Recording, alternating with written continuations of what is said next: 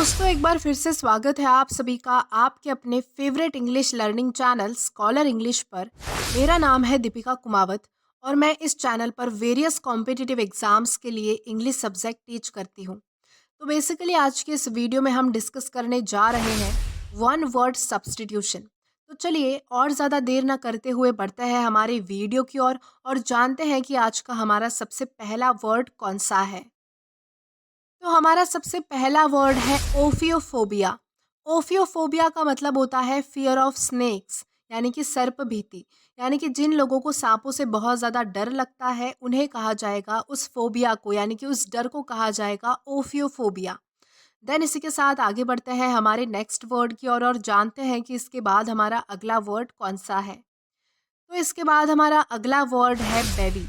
Baby का मतलब होता है अ ग्रुप ऑफ गर्ल्स, यानी कि लड़कियों का झुंड। यानी कि जहाँ पर बहुत सारी लड़कियाँ एक साथ होती है, ग्रुप में होती है, उस ग्रुप को जो है वो बेबी कहा जाता है। देन इसी के साथ आगे बढ़ेंगे हमारे नेक्स्ट वर्ड की ओर और जानते हैं कि इसके बाद हमारा अगला वर्ड कौन सा है। तो इसके बाद हमारा अगला वर्ड है हॉस्पिटैलिटी।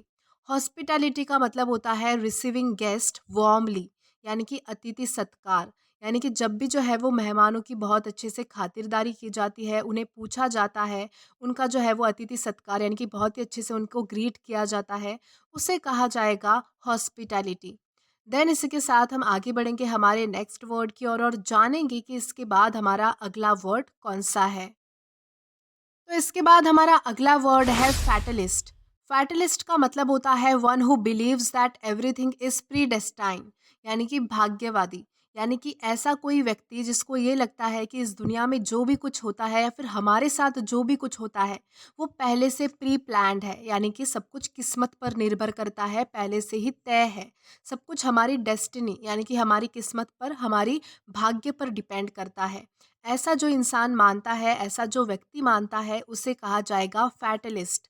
देन इसी के साथ हम आगे जाएंगे हमारे नेक्स्ट वर्ड की ओर और जानेंगे कि इसके बाद हमारा अगला वर्ड कौन सा है। तो इसके बाद है वॉली। वॉली का मतलब होता है अ ग्रुप ऑफ एरोज, यानी कि बाणों की झड़ी।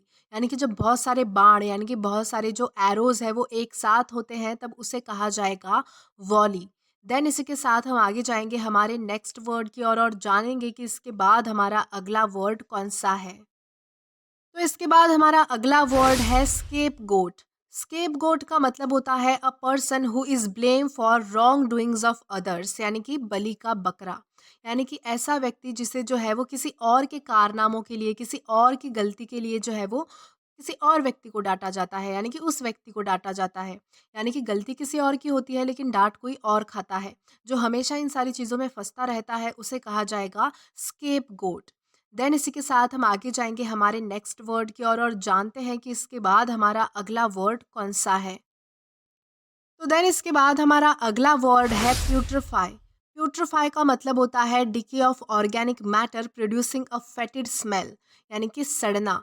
यानी कि जब कोई चीज़ जो है वो पूरी तरह से डिकम्पोज हो जाती है, डिके हो जाती है, यानी कि सड़ जाती है और उससे बहुत ही ज़्यादा गंदी स्मेल आने लगती है, यानी कि बहुत ही ज़्यादा दुर्गंध यानी कि बदबू आने लगती है, तो उसे कहा जाएगा प्यूट्रीफाई। यानी कि सड़ी हुई चीज़ों को जो है वो प्यूट्रीफाई कहा जाता है। देन इसी के साथ हम आगे जाएंगे हमारे नेक्स्ट वर्ड की ओर। तो इसके बाद हमारा अगला वर्ड है एलेजी। एलेजी का मतलब होता है अ फ्यूनरल पोयम, यानी कि शोक गीत। यानी कि जो गीत किसी के डेथ पर गाया जाता है उसे कहा जाएगा एलेजी। देन इसी के साथ हम आगे बढ़ेंगे हमारे नेक्स्ट वर्ड की ओर और जानेंगे कि इसके बाद हमारा अगला वर्ड कौन सा है। तो इसके बाद हमारा अगला वर्ड है रैकाउंटर। रैकाउंटर का मतलब होता है one skilled in telling stories, यानी कि मज़ेदार कहानियाँ सुनाने वाला। यानी कि ऐसा व्यक्ति जिसके पास जो है वो कहानियाँ सुनाने का आर्ट है, जो बहुत ही अच्छे से कहानियाँ सुना सकता है, उसे कहा जाएगा रैकाउंटर। देन इसी के साथ हम आगे बढ़ेंगे हमारे लास्ट वर्ड की ओर और जानेंगे कि इसके बाद हमारा लास्ट वर्ड कौन सा है। तो हमारा वर्ड है आर्सन फोबिया।